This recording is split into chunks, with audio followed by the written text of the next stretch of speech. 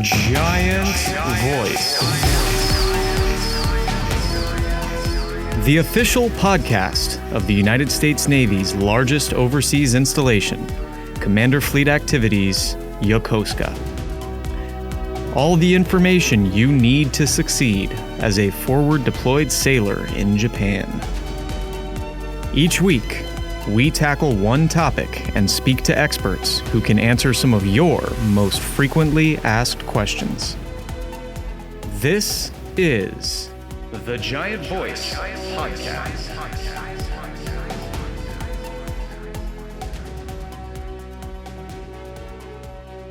Welcome to the Giant Voice, CFA's one and only official podcast. I'm your host, Garrett Cole, and today we have a great show for you with some very special guests. Today's topic is pretty hard-hitting and an important issue for the Navy. And since Suicide Prevention Month is right around the corner, we brought in some experts to talk about the topic. And without further ado, I'll let my guests introduce themselves.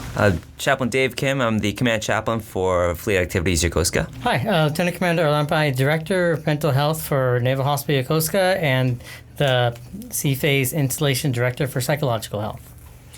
HM2 Coleman. I am one of the Behavioral Site Techs at NMRTC Yokosuka. Well, thank you all for being here today. I'm excited to be able to speak with you. I've been thinking about this for a couple of weeks. Tell me a little bit about, what is Suicide Prevention Month?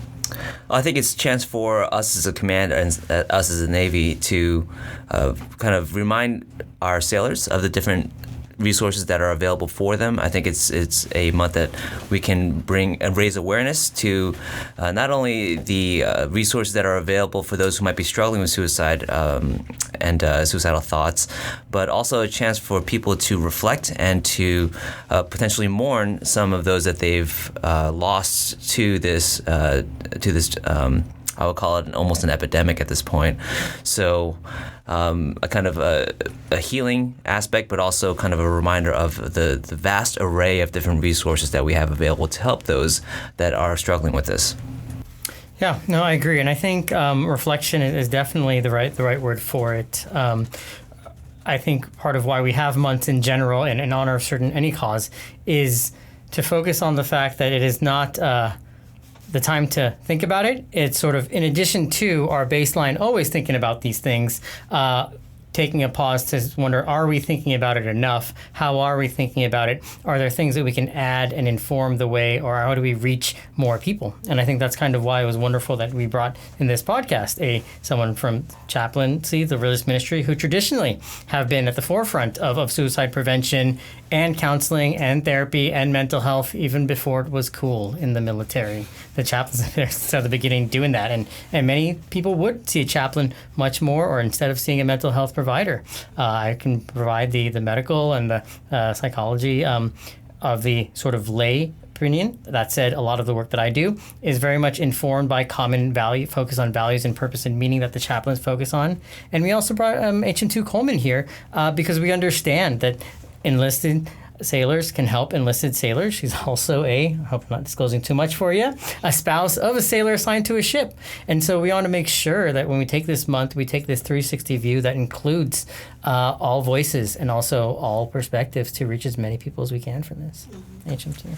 Yes, sir. I totally agree. I think it's important for Suicide Prevention Month to not just think about it and reflect on it, but to also let everyone know this is the time to talk about it, to let everyone know that talking about it can be uncomfortable, but it needs to be addressed and talked about, especially in our military community. There's been a cliche with mental health, and over the last couple of years because of COVID, I'm glad to see the stigma kind of coming down and everyone's willing to talk about it and get the help they need before it even reached that point, and to talk about the signs and symptoms before we reach that point of someone thinking about or planning or having intent to kill themselves. So I think this is an important time to talk about it and open that conversation.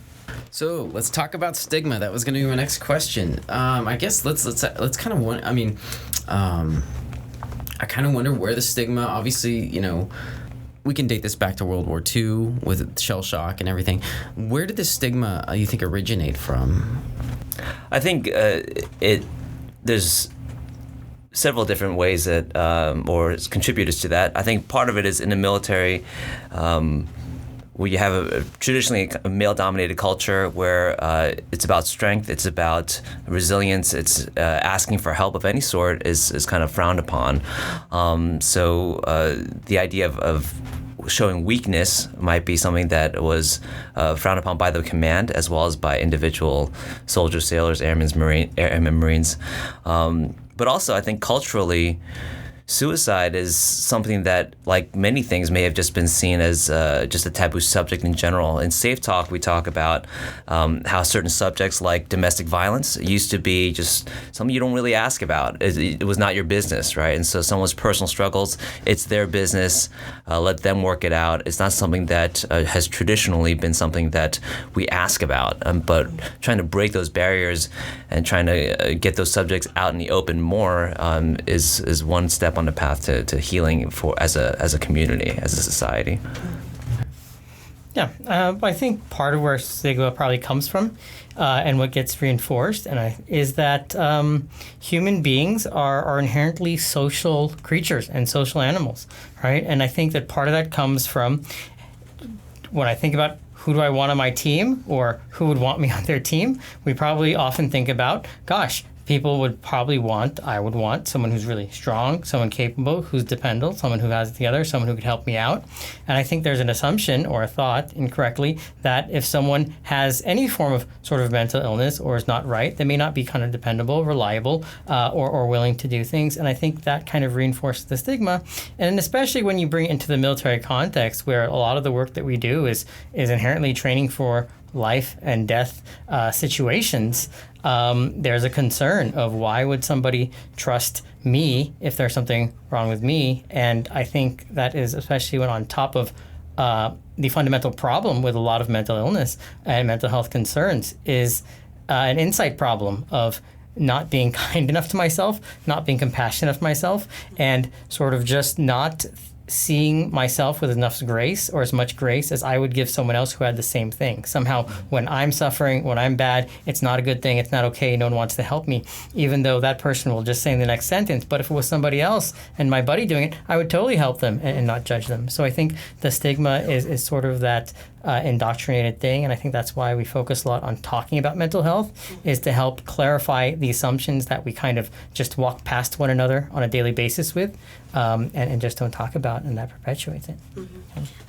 One thing I want to touch on that Chap said is weakness. A lot of times that I hear while being at the mental health clinic is a lot of people are afraid of showing vulnerability and weakness. And when me and HM2 Chayla run our groups at the mental health clinic, we always touch on that you're not weak. Nothing's wrong with you. You're not broken, that you're just in a time of need right now and that you need help. And there's nothing wrong with that. You shouldn't be afraid to ask for help. You shouldn't be ashamed. And I think that's where a lot of the stigma stems from too, that a lot of our sailors, soldiers, airmen, Marines, they want to stay strong. They want to be strong for their brothers and sisters. But being the strong one all the time, that's a lot of burden to put on yourself. So it's just spreading that it's okay to ask for help and that you're not weak. Okay.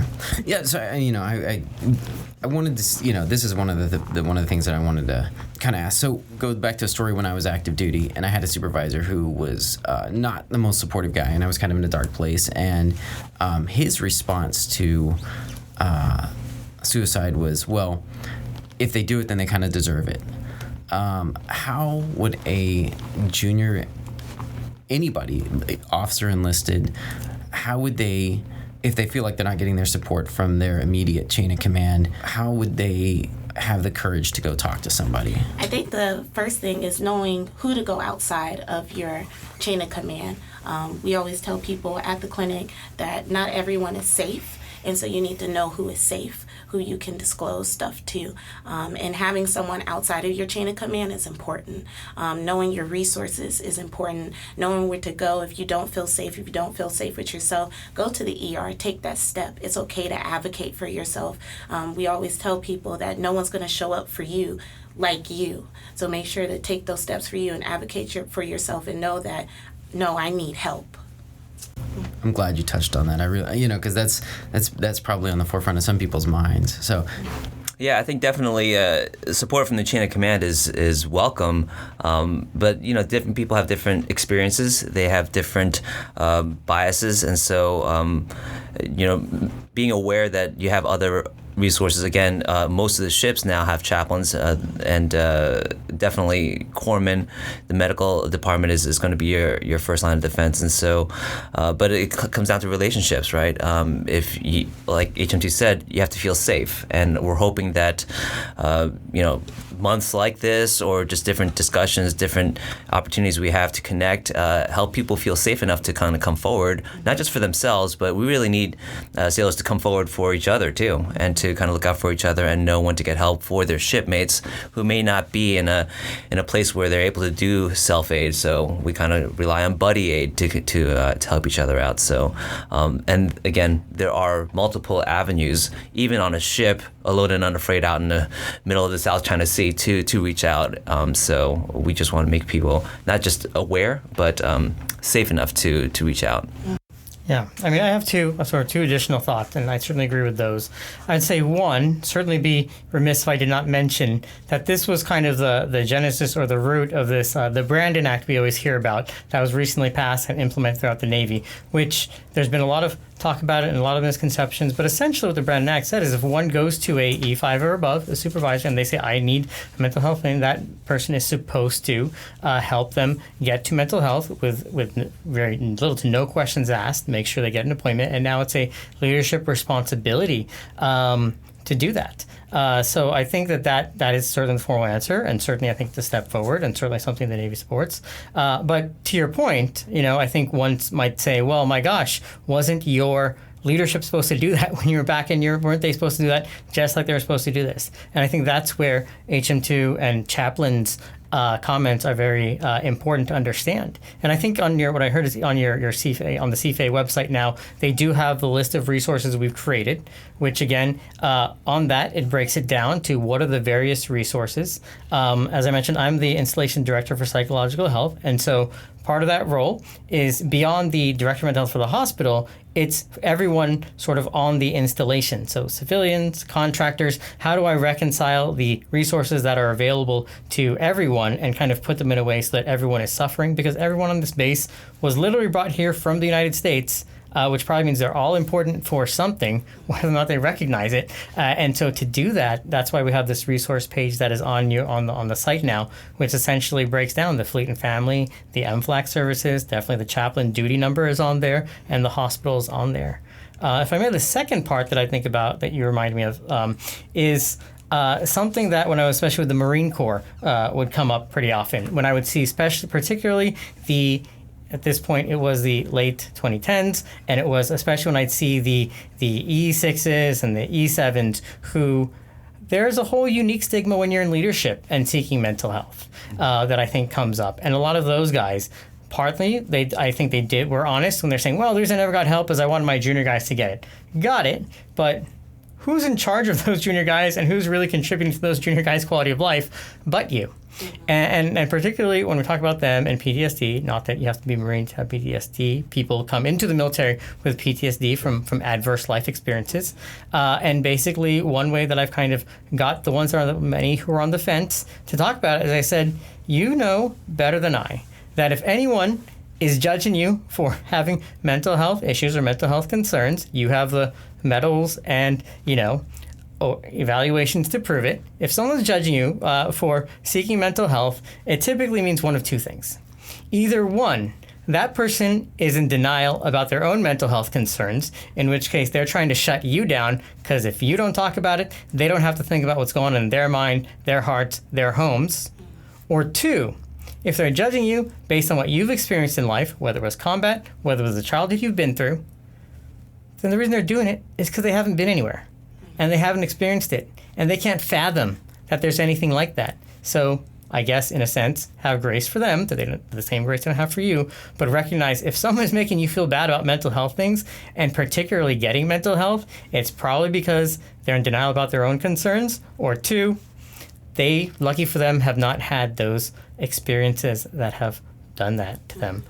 Because anyone who's been anywhere or done anything knows that while we may not all be suicidal, we may not all have PTSD, those of us who have been through difficult things in life can easily see how someone could. Absolutely.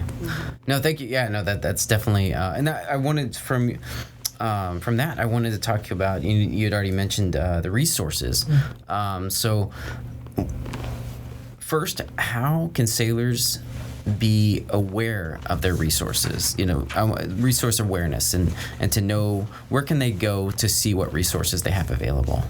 Sure. So one, I guess the CFA website does post this, and it's two forms. One is literally a chart, kind of boring, but that one literally has the phone numbers, who's available for who is available for them based on who the listener is in general, right? Because again, what I wanted to emphasize is that while there are certain services we cannot provide, say for example in the hospital for non-active duty, non-dependents, we still care about our contractors and civilians. And so that's one resource where it has literally, based on the category you are, all the things that are taken. But it also includes that. So one, always going to be the hospital is going to be the nuclear option. It's going to be the most extreme option, but we'd rather have you do that than anything else.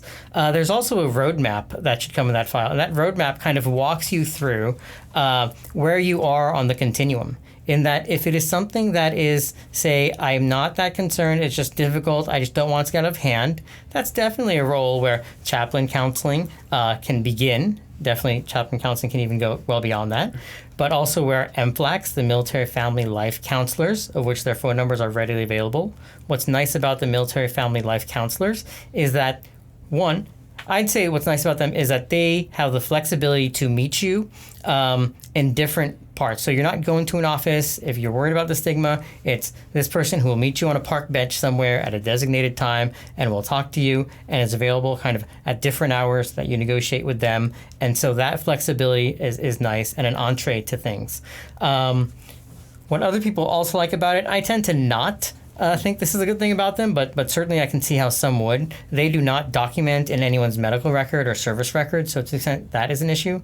For me, the reason I don't think that's a good thing is I think that just perpetuates stigma, because I think it's important for the medical providers to know that. Fleet and Family is also another something along that line, which they do have a dedicated office, but they have counseling services as well, which you can call. And then Military One Source is an online option or a virtual option or a telephone option you can do. And then your medical provider. I think one thing that's kind of shocking when you make it into the medical side is you see it's not that we are there are no resources available, as much as, oh my gosh, there are so many different resources that are available. It's almost like a paradox of choice of not knowing where to start. But the short answer is if you're a sailor, talk to your medical providers, whether that's your IDC on a ship or if that's the hospital. They definitely can point you in that direction. They can do that. If you're a waterfront sailor on one of our cruisers and destroyers, the whole Desron 15 Cruisers and Destroyers of SurfPac, they literally have a social worker and a psychiatrist and a behavioral health technician just for them. No other person on this base can see those three providers except the people that belong to the cruisers and destroyers. The Reagan has a psychologist on a ship, and now that they're going underway, the standard practice now is they'll literally have two mental health providers on the Reagan. So you'll have that. For shore duty, you come to us in the hospital, and we'll help you out. So we want to talk about preventative maintenance. What do you recommend for preventative maintenance when it comes to mental health and suicide prevention? Again, it's a great question. I think how do you prevent this is by living life fully, right? So it's we can see it as a problem to avoid, or what can we do to help sailors and their families live life fully. And so that comes down to a lot of personal choices we make, but also as a culture, kind of emphasizing time with family, time at home, time for ourselves. And so there's a few things we can do. Again, I always joke with my sailors in the chapel how I want to be a single sailor, because there's so many single sailor programs that look great, and so many opportunities to see Japan, and taking advantage of those MWR opportunities, and the fact that we are in a unique situation being out here and living in Japan. Obviously, at the chapel, we allow people a time and space to go deeper into elements of faith that it gives purpose, value, meaning to life that can definitely act as it acts as kind of a buffer for some of these big questions that people are wrestling with when they're having suicidal thoughts, and also it provides an element of community. Again, one of the biggest contributors to having suicidal thoughts is a feeling of isolation, feeling alone, and not feeling like you matter. And finding community in all different sorts of places, especially communities of faith, but even communities of interest, whether it be a running club, a biking club, or something like that, feeling like you belong. Those are definitely things that can be seen as preventative measures.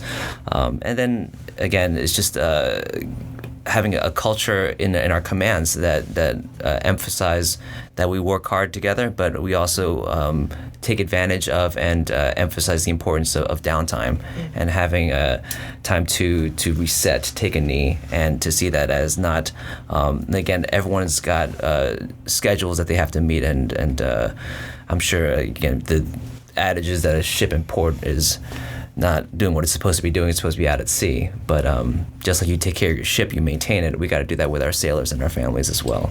I think one of the important things is to realize that it's okay to pour into other people's, but it's just as important as to pour into yourself. And the way to do that is, I'm a big advocate for self-care. I think it's very important to practice that with yourself. Some things that you can do, like Chaps mentioned, is like live life to the fullest. Go out and find programs that get you out of your room, out of your barracks. I know the cliche things is like listen to music, journal, go on walks, but those things could add value to your life and give you a space where you can have time for yourself, give you a moment to breathe, which is practicing mindfulness and learning the skills and coming to some of these resources where you can learn skills that you can implement in your life. What we always tell people is that at Mental Health and with chaplains, we can give you the tools, we can talk all day, but you have to be able to implement them in your life. We don't have a magic wand, we don't have a magic button, but we can show you the way that you can practice self-care for yourself and pour into yourself. I think it's important to know that it's okay to not just wait for the weekend. Try to do things within your week. Give yourself a moment for yourself.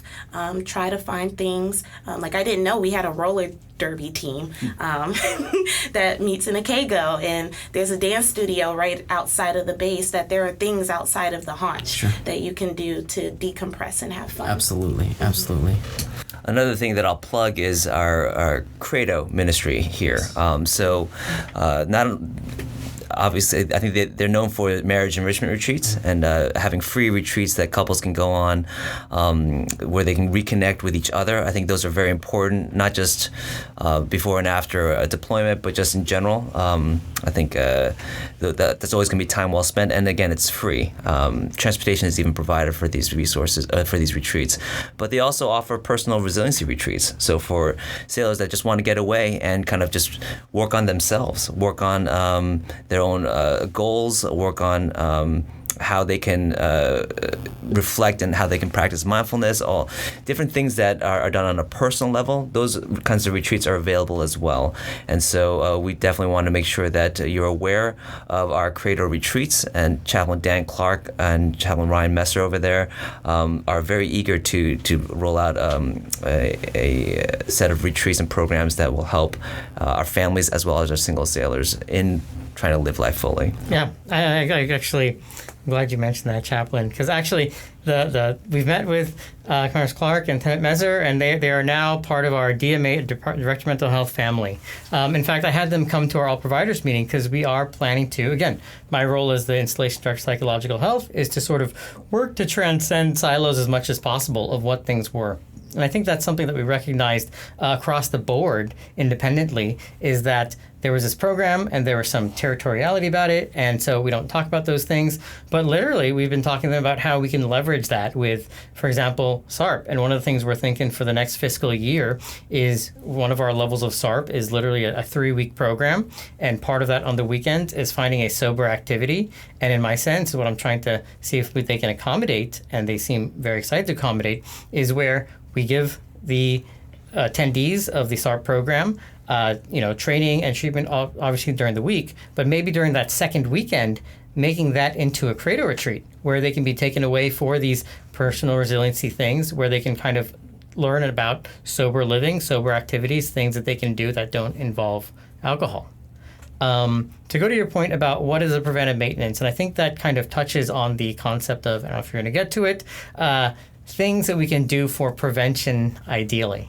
And I always have a hard time talking about suicide prevention because I found that the leaders that really care are the ones who take that sometimes too literally, in that, and I think the mental health field is kind of somewhat to blame in this, and to think that there is, as HM2 mentioned, some magic wand, some way of knowing if I followed an algorithm, then that's going to prevent deaths by suicide. And unfortunately, the leaders that really care, I find, need to learn to give themselves more grace, because what happens to them oftentimes is they will have a death in their unit, and they'll say, oh my gosh, but there's these risk factors, and there's this checklist I was supposed to do. What did I do wrong? Because I think in most things, that's what it is. And I think when we talk about high reliability organizations and this kind of Six Sigma stuff, that definitely be, while I don't agree with it, consistent with sort of that logic that there's a formula.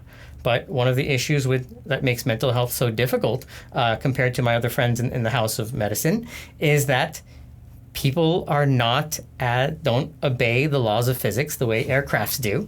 And so thinking we can just apply, gravity is going to be gravity no matter what, physics is going to be physics no matter what. Human beings have emotions and mindsets and moods that change from time to time. And so while I kind of am a bit heretical in the mental health community by saying, well, the suicide prevention, I think it's mitigation. I understand the sentiment of reducing it. What I would say is probably the best preventive maintenance is, and again, going a bit off script, because you can read through lots of reports. They'll give you all these different risk factors. But what starts to happen is you start to realize, my gosh, these are so many risk factors. I think of literally 6 things. And I think that that's easy for people to understand. 6 things to keep in mind. And to make it very simple, 3 of them start with B and 3 of them start with I. And the more we can improve those 3 Bs and 3 Is, I think the better off we all will be. And so the Bs would be, starting off with burdensomeness, belonging, and barriers. So, if someone is there and they feel like they don't, even especially when we think about substance use, which is ties into a lot of these, right? One of my favorite axioms in addiction psychiatry, which is what I'm an addiction psychiatrist, and one of my favorite axioms is the opposite of addiction is not sobriety. The opposite of addiction is connection, right? And that's where we think about that first one, the sense of belonging. If I have a group and they're doing sober stuff and I'm enjoying them and I feel part of this team, it can reduce the likelihood that I'll want to not be alive. I want to participate with these people. The more we isolate someone, ostracize them, cut off connections to people they care about, the higher the risk. Burdensomeness. Okay, got it. Maybe I don't belong, but I'm pulling my weight. I can't wait to see my family. When I get back into port, things are going to be okay. Great. But when it starts to be, not so much I want to die to be selfish, definitely not that. I don't want to die because I feel like I deserve it. It's more of I'm dragging the team down. People are better off without me. And that's one of the kind of errors that happens in the minds of a lot of people who attempt suicide. I don't know what the ones who die by suicide think, but the ones who attempt that's kind of the mindset they have. That I wasn't doing this so much for me, yes, maybe to end the pain, but also a big part of it was I thought that the team would be better off. I thought I was dragging everybody down. I thought my family would be better off without them. And I can tell you very much that definitely is not the case if you could ask the family members. So the more belonging, burdensomeness, and barriers. This is where a benefit that we actually have in Japan, believe it or not. Because while Japan makes us feel isolated, one way I describe Japan to somebody is that, being military in Japan for somebody, is it is literally the first time in people's lives that they can remember what it's like to be illiterate. If you're stationed in Italy, if you're stationed in Spain, sure, you may not speak those languages, but you can read the road signs. You can look that up in the guidebook and know exactly where you are. Those people have a close enough language to English that they're used to. You can figure it out and they accommodate that. In Japan, it's a whole different ballgame, and I don't think people appreciate that enough. They appreciate it when I do the tourist thing for 2 weeks, oh my gosh, but when you live here, and oh my gosh, I am different than everybody else. It is clear that I'm different than everybody else. For some, it's the first time they feel like an other. For others who've grown up feeling like an other in the United States, it's almost a re-traumatizing. Oh my God, I joined the military to get away from that. And now this is even further compounded in another group that's marginalizing me in a marginalized group. So I think that's the sense where sort of belonging comes in. But one of the benefits of being in Japan is barriers. The harder it is to have means or access to things to die by suicide. In the United States, if we were having this conversation, I would have spent probably 50% of the conversation talking about stowing your weapons away, not having access to guns, or even if you have access to guns, that's a hot button topic, but at least don't keep your gun loaded. And, if it's not okay, you can give it to somebody else, and the access to lethal means. We still have that in Japan, jumping off buildings and things like that, but the barriers. And the more someone tries to find ways to do it and overcome, so part of why the barriers is important and part of why we say a past suicide attempt is so important is that there's a human instinct of self-preservation. And no one goes from I'm fine to I die by suicide. There's often this long, circuitous road of ebbs and flows of emotion and desire and interest in doing it. And what a past suicide attempt tells us, is that this person has actually gotten the activation energy to overcome that instinct for self-preservation.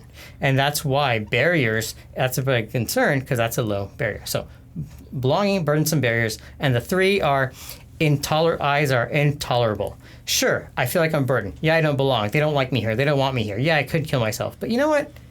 I can take it. It's not that bad. Great. But the more they're hazing me, they're judging me, this is even more painful, the more likely.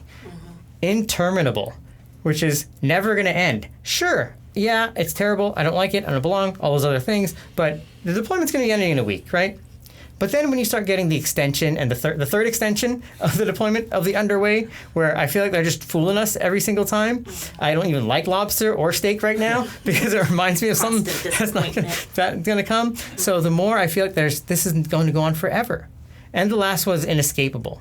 If they could come up with a way to not feel like a burden, to feel like they belong, to, make the pain less, or, there's a way out, then yeah, I'll do that. But largely what happened is that it's the last thing that I have. Not talk too much, but I think that goes to how we frame things, in that most people come to mental health with what I call the dead person goals of I don't want to feel bad, I don't want to feel sad, I don't want to feel upset, I don't want to feel down, which are reasonable reasons that people want to seek help and treatment and therapy. And definitely you should come to therapy if what you find is this overwhelming sense of feeling down, sad, and anxious. But part of our goal in the mental health clinic and therapy in general is to help somebody move from these dead person goals. They're called dead person goals because you could imagine a corpse would not feel anxious, not feel down, not feel sad, not feel upset. And it's kind of and it's exactly how, when someone's going through their COAs of how do I do that, maybe not 1, 2, but maybe number 7 or 8 on the list when the others have failed, would be, gosh, I guess I'll do that so I don't feel the pain. So part of what therapy should be, and I encourage people when they think about going to therapy, gosh, do I just have to share about my childhood and whatnot? Child is important, but part of what therapy is about is transforming things from those goals of the dead person goals that a dead person can do to life worth living goals. What does a rich and meaningful life look like for you? And the reason I encourage everyone to bring that and ask that in mind, and if your therapist can't help you or has no idea how to do that for you, then you probably shouldn't be seeing a therapist. But the reason that is one, those life worth living goals. 3-4 years from now, if this is successful, if I get my money's worth in therapy, what does my life look like? How am I treating myself? How am I treating others? How am I handling situations like the one I'm in right now? What do I want that to look like as the director or the producer of the movie of my life or the author of my life? What does that look like? And that's actually useful, and I think your therapist would like that, or your chaplains, because if you give me a target to help you get to, that is much easier than, navigating by negation. You don't go trip with your family and your kids say, I don't want to go east, I don't want to go south, I don't want to go west. There's a whole lot of north to complain about. But when you say, I want to go to Disney Sea, it's very easy for your kid to know, are we on the right track or not? Am I getting there or not? And it's much easier for your therapist to say, oh, okay, that's the big concern for him.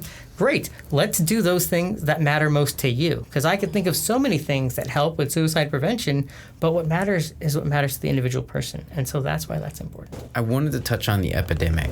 And I don't want to get, too deep in the weeds about it, but so you talked about your 3 B's, 3 I's. Do you see those as partial reasons for the epidemic in suicides in the Navy? I do. And when I was my first job out of training was developing the embedded mental health program in Sasebo, in the ships in Sasebo, the only psychiatrist there for those ships. And what I quickly realized is I'm not anti-social media. I think that it's a very good thing for most people. And I think that's also a hard thing about mental health, is there are a lot of things which are no absolutes. But I mention that because what I found for a lot of people is that what things like Instagram or Facebook would do, or what it's done, what made that different than, say, the people in Vietnam or the people in Desert Storm or the Gulf Wars, was that it transformed FOMO, the fear of missing out, into a false knowledge of missing out. Because when I see my feed and I see all my buddies back home, I see the 5-minute segments of their week, of them going at this party, them getting this car, them doing that great thing, and it's friend after friend after friend, 5-minute segment of their week, I get the false impression that that is literally what everyone's doing 24/7 back in the United States. And that's where I feel unconnected. I don't feel a part of that. I feel like, oh my God, why did I do this? I feel miserable. When you don't see the 95% of the day where they're on their couch, in their underwear, like picking their belly button, right? You don't see that. You see the false picture of the person, because you're taking those pictures too, right? You're waiting to get into port, and you're doing all these great, crushing it, Look at keep me, 100. Fuji. Yeah, look at me, Mount Fuji, giving that false impression. And so I think what social media has done, in a way, is it's helped facilitate that. Now, again, it can help also bring connection, but that's also why I think it's worth being mindful of that. I think it also has led to, I don't have to talk to her if I have this phone in my, and so we don't talk to one another very much. And if we don't talk to one another much, then I'm stuck with saying, this is what a perfect life looks like, or this is what life should look like on my scroll. And if I know there's something wrong with me, I definitely don't want her to know there's something wrong with me. So I'll just continue to scroll and hope my life gets better, and while hoping HM2 never finds out. Yeah, well, I mean, it's symbolism for that would be, I was walking and scrolling through Instagram one time, nearly walked into a tree, and I couldn't see my own destruction in front of me. Yeah, not connected to the physical world. I'd say that, not that I'm advocating this, but there's a lot of adult writers who would say, at the end of World War II, when people were coming back on those boats, that was a time of healing. That's a lot of time where we started to open up one another. There was impromptu group therapy. There was connection. There were religious services. There were all of us who had this shared experience, and we were with one another. And we had that time to process. Whereas now, we just fly back and go separate ways surrounded by our loved ones, and we're happy to see them. But we know they have no idea and can't fathom what we've been through, what it was like. And they probably don't want to hear all the times I was sad and down on the ship and berthing. They don't want to hear about that. And I don't want to tell them about that, because I'll just be complaining, because I think they have this image of me, and if I can't share and I don't want to wreck that image, and now I feel even more like I have to put up this facade. Yeah.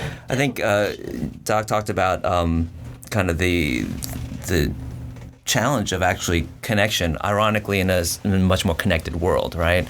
And so I think that's a big contributor to this epidemic. But I think one of my colleagues mentioned that he believes that suicide at its core is a spiritual problem, because even as psychology describes, again, it's not religious, it's spiritual, in that I think there's a lot of definitions for spiritual as being about meaning, purpose, and values, and those are the questions that are really not being answered, and therefore can lead someone to that choice. And I think it's a bigger challenge now, more than before, of having some sort of framework, whether it be a religious framework or not, that provides meaning, purpose, and values for somebody. There's, again, I think a crippling number of options that are out there.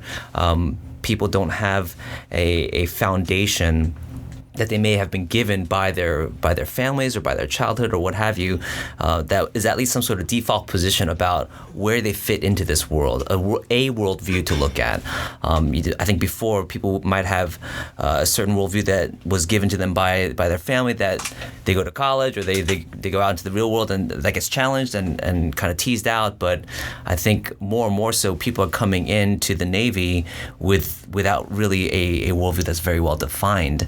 And so when they hit trauma, when they hit a difficulty, it's much more difficult to process. And so I think with that, that lack of identity, combined with a lack of connectedness or the inability to connect, I think can just much more easily lead someone to some conclusions that may have been COA 7 before, but now it's more COA 2 or 3.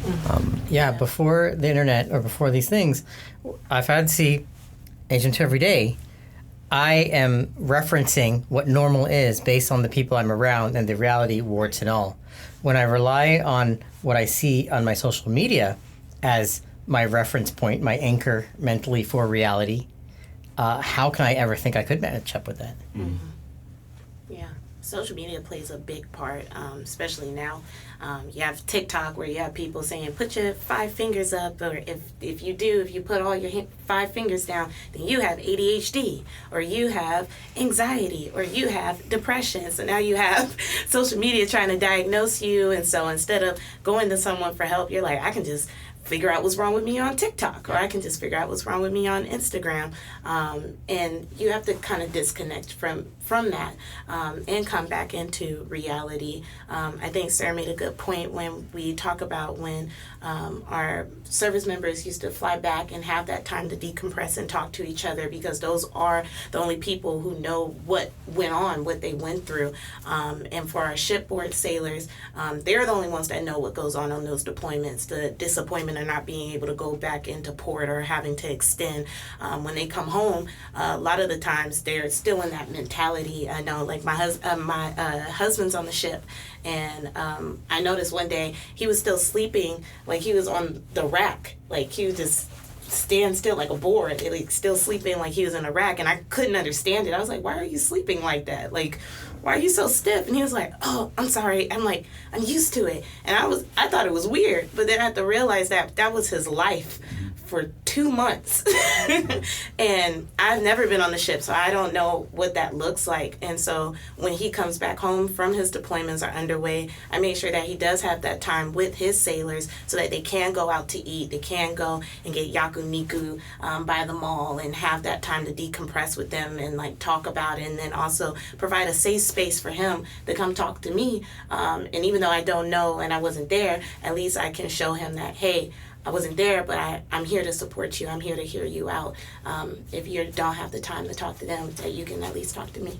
And I think one of the unique challenges of 7th Fleet is that people are in and out all the time. Mm-hmm. And even on the carrier, again, we would reflect on the fact that if a carrier was coming from San Diego, they had several days, if not weeks, for the transit back. And that kind of what we're talking about, Doc, for World War II, is a time to reconnect, right?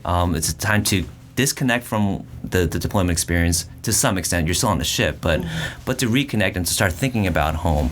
Whereas here in 7th Fleet, you're just pulling back into port because you're so close to your deployment location. It takes a few days, and then especially with some of these small boys, you're going back out. So you really can't disconnect completely, and I think that's one of the challenges.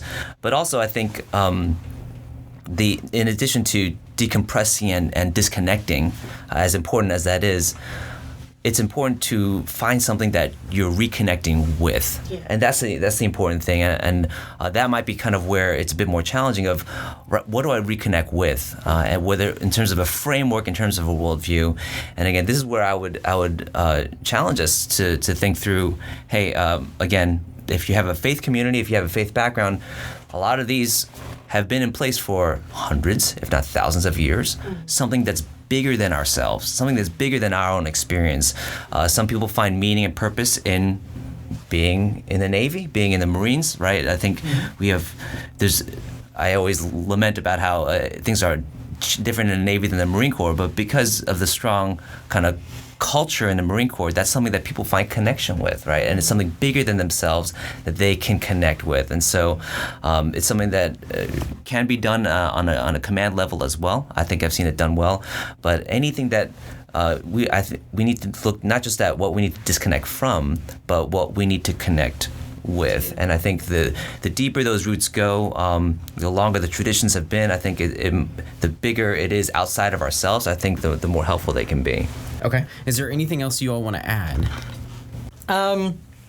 I'd say that I guess recapitulating back to the notion that we take September out to think about events, and I guess maybe we want to talk about the events before we end, as something we need to do in addition to the work we do around the year, every day that we have to do. It's a vigilance thing. I think that I'd be remiss also if I did not mention that, and we don't probably have time to go into the role that substance use plays into this. Now, I'm a psychiatrist. I'm not here to say that nobody should ever drink, and I'm not trying to ban alcohol. But I think when we think about, this pattern that I think more that senior leaders probably see, or people have been around a while seeing this pattern where we traditionally have treated substance use like something completely different from mental health, as if like, oh, they just drank out of the blue. And oftentimes that's not the case, right? And then there's often this pattern, which I think even junior sailors see in their peers or themselves, where it is the substance use for maybe the feelings of emotion lead to bad decisions. That leads to feeling bad because now there are consequences about that. And then that starts playing into the burdensomeness, belonging. What am I going to do? Oh, it's intolerable. I can't deny the fact that I'm getting into this trouble. Like that's not false. And so I think about that. I think where I am now, I would not have said this maybe like a decade ago, because I was definitely a different person a decade ago. I would say for now, for me, what I realized that helped me kind of not drink is I realized that, and thank God there was not a lot of like social media back when I was, in my 20s. It was, if I were to go out today, there's probably, 98% chance it would be great, it would be fine, it would be a fun time. But as I started to reflect, mainly because I was in addiction psychiatry fellowship where I was around a lot of people who really needed help, that, oh my God, but by the grace of God, those 2% add up over time. 98% chance it's going to be fine. But over time, I realized, oh my God, those 2% events start to take a toll. But I think largely that plays into this, not just in terms of the sailor who does something that he regrets or she regrets, but also the fact that we see that in not just the perpetrators of abuse and assault when they're drinking, but the victims of assault and abuse when they're drinking. And so I'd say that my SARP department head would be very upset with me if I didn't plug that, because now with the newest change in the SARP policy, the lower levels of SARP treatment do not need to be reported to commands or DAPAs. And so what I tell the E6s and E7s who are on the fence about getting treatment is going to ruin my career. What I tell the E3s or 4s is you better go through this treatment now as an E3, E4, because you don't want to have to go through this as an E5 or 6. If you're an E5 or 6 or 7, I'd say, well, you probably should get this treatment now, and this could be part of, again, that arc of your life, that story where you turn things around, because you're clearly here because most likely you already got in trouble, otherwise you typically wouldn't come. And the answer isn't whether or not, oh my gosh, I got in trouble. Let's not dwell on that. Let's dwell on how do you not get in trouble again. And that's by getting the adequate treatment, by being honest with your reporting, getting the treatment for that. But again, finding purpose and meaning and things to look forward to that are holistic, which is why we're involving Credo in our treatment. Coleman, you have events. Yes. So the suicide prevention teams around CFA is coming together on the 22nd of September to do a walk of remembrance. We will start at Berkey Field and then end up in Kasano Park. And every 22 minutes, we'll be walking around Berkey Field to recognize the people who have died by suicide. That will be at 1400 to about 1800 as a whole evening event to come out. We're also doing things at the hospital to show support as well. So I guess two things that I just wanted to kind of bring up real quick. I think one of the things that I really continually try to emphasize when we're talking about mental health is I think people see mental health and they see mental illness, right? They see a label, and that's where the stigma comes in. Whereas, I'm still recovering from the trauma of seeing Aaron Rodgers go down with an Achilles injury because I'm a Jets fan, right? But that's an injury, right? It's something that it's not an illness. It's something that for that particular time, and unfortunately for the rest of the season, he's going to be out, right? And so, but it's something that you recover from, and it's something that you work through, and there's no stigma attached to an injury. I want us to get to that point with mental health as well, especially with suicide prevention. This is not something that defines you. This is something that you're going through right now. So let's unpack that and let's get someone the help they need, help them get the treatment they need, and then get them back out there, bring them back onto the team, just as we would for a physical sports injury. The other thing I want to emphasize is that, again, when we talk about the prevention for suicide is living life fully. That's something everyone can contribute to. It's not something that is limited to MIFLICs or chaplains or mental health professionals. It's something that everyone does, and so whether it's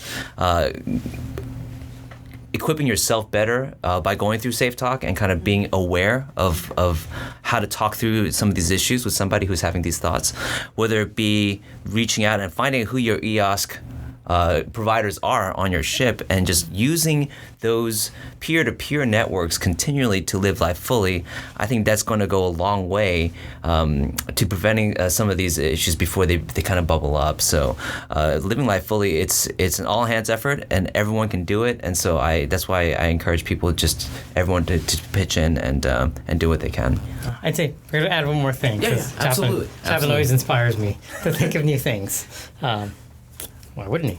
But what you'd mentioned about, I agree very much with the mental health not being a injury. It's something you learn every day. And I think one of the things that, again, more controversial that I say is definitely in the department of mental health, as mental psychologists, we definitely care about anxiety. We definitely care about depression. We definitely care about PTSD. But I think three things that are not focused on enough, especially in our population, is going to be substance use, ADHD, and also eating disorders. And I'd say for the substance use, and especially for the eating, I think there are very strong parallels with mental health in general, in that when people at the rehab treatment facilities I worked at used to, we would talk about that, because the question I'd have for them, they'd say, okay, when can I, go back to drinking?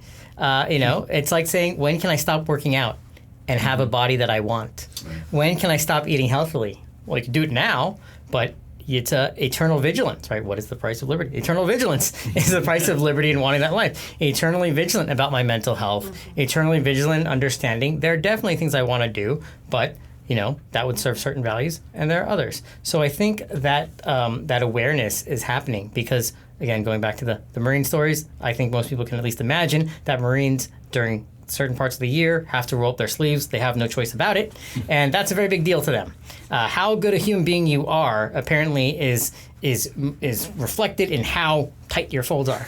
And going back to how do I convince the gunnies to do it, and when they come in ambivalent and not really sure they want to do something, I would say, oh my gosh, gunny, think about your, Lance Corporal over there. If you're private, your Lance Corporal came by and his sleeves were jacked up, that's what you guys care about, and you were to say, what's wrong with your sleeves? And he was to tell you, well, Gunny, yeah, I know that they sucked, but I wanted to do it on my own.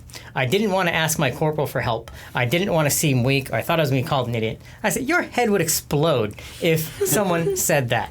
And it is very much the same thing. And I guess going back to your original point with your supervisor, most commanding officers I know, because I've talked to a lot of them, do not care if you are on Zoloft. They do not care if you go to therapy. They care about you going to work and doing your job.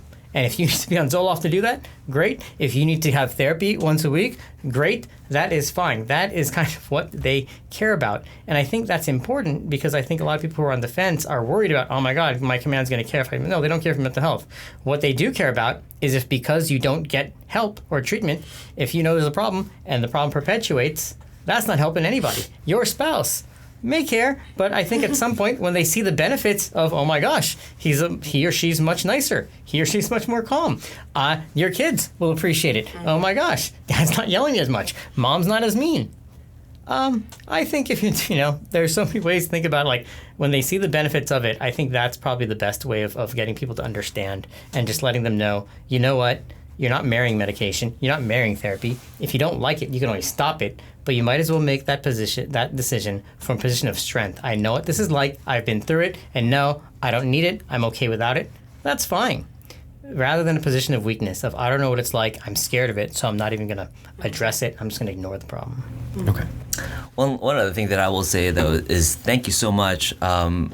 I've seen, at least in a lot more interaction, like kind of like what Doc was saying about silos.